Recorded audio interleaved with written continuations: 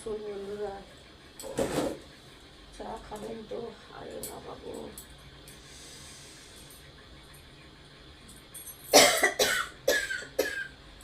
এই যে চা বসিয়েছি ব্ল্যাক টি। এটা একটু আদা দিলে ভালো হতো, কাশিটা হয়েছে তো, কাশি সর্দিটা, কিন্তু আদা বারণ তো,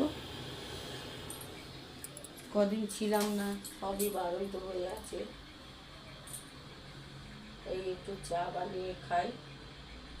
আর আপনাদের তো সকালেই এতক্ষণে চাটা খাওয়া হয়ে গেছে।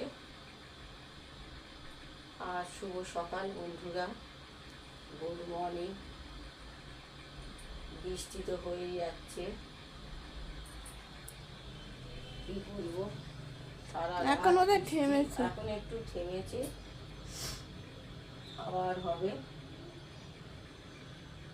থেমেছে। তো বৃষ্টি তো পড়েই যাচ্ছে, আর কি বলবো, কাজকর্ম প্রচুর পড়ে আছে বন্ধুরা, প্রচুর কাচাকুচি পড়ে আছে। কখন কি করব জানি না, এই তো শরীরের এই অবস্থা, মা মেয়ে দুজনকারই, জানি না যেরাম পারবো সেরাম করবো, আর কি করবো বলুন। কাশতে কাশতে তো সব বুকে পেটে গলা চলে যাচ্ছে ব্যথা।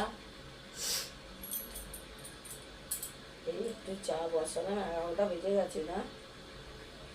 হ্যাঁ, 11টা বেজে গেছে, 11টা, পুরো 11টা বেজে গেছে।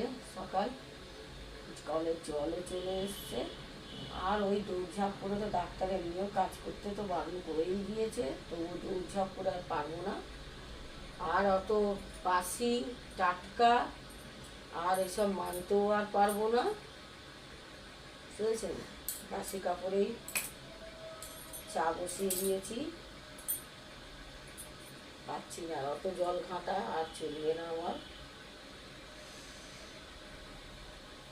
তো বন্ধুরা, চা খাবেন তো চলে আসুন। চামচে ফামচে কে কোথায় আছে জানি না, ওরা এখন। বাবার প্লেটটা কোথায়? ওই তো ওইখানে আছে, যে এই যে আমার ড্যাডের প্লেট।